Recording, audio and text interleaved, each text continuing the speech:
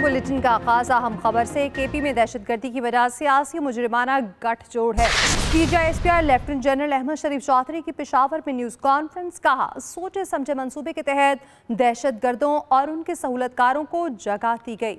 यहाँ एक सोचे समझे मंसूबे के तहत दहशत गर्दों और उनके सहूलतकारों को स्पेस दी गई। यहाँ पर गवर्नेंस और अवामी फलाह बहबूद को जानबूझकर कमज़ोर किया गया।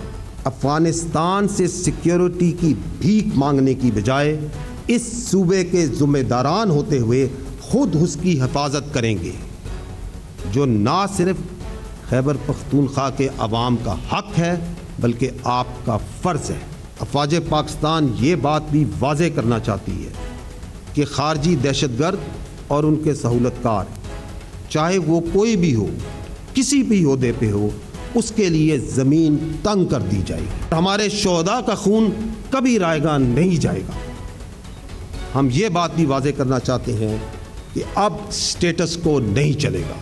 ये वो बहादुर हैं इस धरती के जिन्होंने जान दी है आपके लिए। इनकी शहादतों पे, इनकी कुर्बानियों पे किसी को सियासत की इजाज़त नहीं दी जा सकती। हु इज़ दैट पर्सन जो कि इस पूरी कार्रवाई को चला रहा है कि बातचीत कर लें, ऑपरेशन बंद करें, जो ये कह रहा है कि मैं उस हुकूमत को अपनी उस सूबाई हुकूमत मुझे बर्दाश्त नहीं जो कि ऑपरेशन के खिलाफ खड़ी ना हो।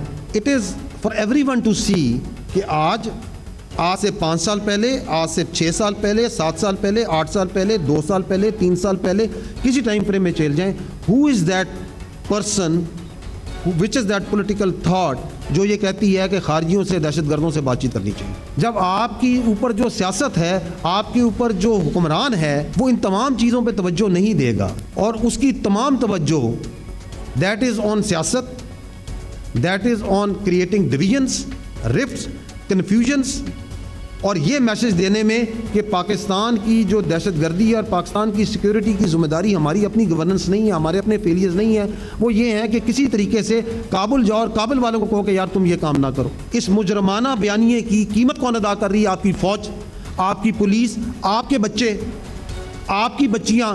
सूबा खैबर पख्तूनख्वा की तरक्की, इसकी गवर्नेंस, और उस पर पर्दा डालने के लिए मज़ीद कन्फ्यूज़ किया जाए और उसकी आड़ में एक ऐसी इस तरह की कार्रवाइयाँ की जाएं कि उसमें करप्शन भी की जाए। DI खान में पुलिस ट्रेनिंग सेंटर के करीब धमाके। पुलिस के मुताबिक धमाके के साथ शदीद फायरिंग की आवाजें भी सुनी गई हैं। DI खान में पुलिस ट्रेनिंग सेंटर के करीब धमाके। पुलिस की जानिब से ये बताया गया, धमाके के साथ शदीद फायरिंग की आवाजें भी सुनी गई हैं। तो अपडेट करें, DI खान में पुलिस ट्रेनिंग सेंटर के करीब धमाका हुआ। कराची में नौजवान को कत्ल और डबल कैबिन गाड़ी छीनकर फरार होने वाले 4 डाकू जामशोरों में मारे गए। अब्दुल्ला शेख हमारे साथ मौजूद हैं, तफसील उनसे जान लेते हैं। जी अब्दुल्ला, बताइएगा इस वाक़े के बारे में। देखें, अब तक जो पुलिस की जानिब से जो मालूमात जाहिर की गई उसमें ये बताया गया है कि 4 मुलजिमान कराची से एक नौजवान को कत्ल करने के बाद एक डबल केबिन गाड़ी को लेकर लोनी कोट के मुकाम की तरफ निकले थे, जिसके बाद हैदराबाद और जामशोरों पुलिस के मुश्तरका ऑपरेशन किया गया। तो ये जो है पुलिस को देखकर इन मुलजिमान ने फायरिंग शुरू कर दी, जिसके बाद ये कच्चे के इलाके में उतरे तो पुलिस ने इनका ताक़ुब किया और इस दौरान भी जो है पुलिस और मुलजिमान के दरमियान जो है शदीद फायरिंग का तबादला हुआ और पुलिस का ये कहना है कि 4 मुलजिमान जो कि नौजवान को कत्ल करके फरार हुए थे वो इस मुकाबले में मारे गए। और इब्तदाई तौर पर पुलिस की जानिब से ये बताया गया है कि इन मुलजिमान के ऊपर जो है 100 से ज़ायद मुकदमात थे और ज़्यादातर ये लोग गाड़ियाँ कराची से छीनकर अंदरूनी सिंध मुंतकिल करते थे। बहुत शुक्रिया अब्दुल्ला शेख आपका अपडेट करने के लिए। Welcome back. वज़ीर दाखिला मोहसिन नकवी और वज़ीर मुमलिकत तलाल चौधरी का फैसलाबाद का दौरा। मुख्तलिफ इलाकों में सिक्योरिटी इंतजामात का जायजा।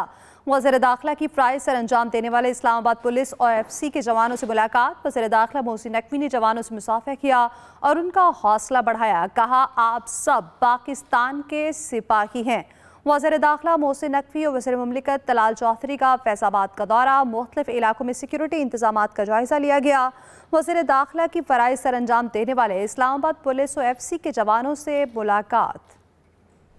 اسلام آباد، راولپنڈی اور لاہور میں احتجاج کے باعث راستوں کی بندش کے باعث شہریوں کو شدید مشکلات کا سامنا ہے۔ مری روڈ کی طرف آنے والی تمام رابطہ سڑکوں کو بند کر دیا گیا ہے۔ جڑواں شہروں میں میٹرو بس سروس بند ہے۔ اسلام آباد اور راولپنڈی کو ملانے والے راستے بھی مکمل طور پر بند ہیں۔ اسلام آباد اور راولپنڈی میں موبائل فون سروس معطل ہے۔ لاہور میں بھی احتجاج کے باعث سخت سیکیورٹی انتظامات کیے گئے، جس کی وجہ سے متعدد راستے بند ہیں۔ گوجرانوالہ ریجن میں بھی لاہور راولپنڈی جانے والے راستے بند ہیں۔ گوجرانوالہ ریجن میں جی ٹی روڈ سمیت 20 سے زائد مقامات پر کنٹینرز لگائے گئے ہیں۔ پنجاب میں 10 روز کے لیے دفعہ 144 نافذ کر دی گئی ہے۔ لاہور کے یتیم خانہ چوک میں احتجاج کے باعث جانی اور مالی نقصان کا مقدمہ درج کیا گیا ہے۔ تصادم میں پولیس کے متعدد اہلکار زخمی ہوئے، جنہیں اسپتال منتقل کر دیا گیا۔ وزیر مملکت طلال چودھری کہتے ہیں کہ جتھوں کے ہاتھوں بلیک میل نہیں ہوں گے۔ غزہ کے حل کے بعد اس احتجاج کی کیا وجہ ہے؟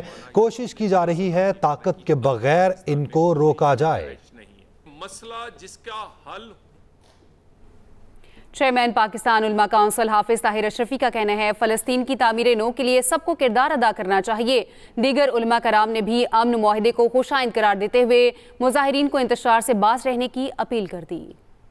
2 سال سے سفاکیت اور بربریت اور وحشت کا سلسلہ شروع تھا، بے گناہ فلسطینیوں کے قتل عام کا، وہ ختم ہونے کی طرف جا رہا ہے، اور اہل فلسطین کے ساتھ یکجہتی کا اظہار کرتے ہوئے فلسطین کی تعمیر نو کے لیے سب کو بڑھ کر آگے اپنا کردار ادا کرنا چاہیے۔ غزہ کی جنگ بندی کے اوپر اور فلسطین کا امن معاہدے کے اوپر پوری دنیا اس ٹائم خوشیاں منا رہی ہے، اور پاکستان کے اندر ایک انتشاری تنظیم TLP جو آج بھی پاکستان کے اندر انتشار پھیلائے ہوئے ہے، پوری دنیا اس فیصلے کا خیر مقدم کر رہی ہے، لیکن بدقسمتی سے پاکستان وہ واحد ملک ہے جہاں کے TLP نامی تنظیم اس کے خلاف احتجاج کر رہی ہے۔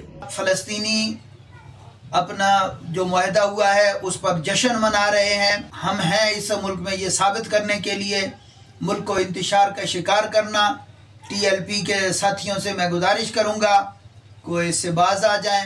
اسرائیل اور فلسطین کا جو امن معاہدہ ہے وہ امت مسلمہ کے لیے خوش آئند ہے، مگر ہمارے ملک پاکستان کے اندر بعض شر پسند عناصر ابھی تک ملک میں احتجاج کر کے ملک کے امن کو بھی خراب کر رہے ہیں۔ فلسطین اور غزہ کے رہنے والے لوگ اب وہ غزہ میں انشاءاللہ امن اور سکون کے ساتھ رہیں گے۔ اب اس معاہدے کے بعد پاکستان میں جو حالات ہیں اس میں عدم استحکام پیدا کرنا اور اپنے مفادات کے لیے لوگوں کو استعمال کرنا، اس کی ہرگز اجازت نہیں دی جا سکتی۔ غزہ جنگ بندی معاہدہ نافذ العمل، اسرائیلی فوج کا انخلا شروع۔ اسرائیلی فوج کے مطابق حماس کے 11 قیدی رہا کیے جائیں گے۔ 72 گھنٹے بعد حماس اسرائیلی یرغمالیوں کو رہا کرے گا۔ نتنیاہو کا کہنا ہے مطالبات آسان طریقے سے پورے نہ ہوئے تو دوبارہ جنگ پر لوٹ آئیں گے۔ غزہ میں جنگ بندی پر فلسطینیوں کا اظہار تشکر۔ عرب میڈیا کے مطابق 10,000 سے زائد فلسطینیوں نے مسجد اقصی کے احاطے میں نماز جمعہ ادا کی۔ اس کے ساتھ ہی نیوز اسٹوڈیوز فی الوقت اتنا ہی۔ آپ دیکھتے رہیے ایکسپریس نیوز۔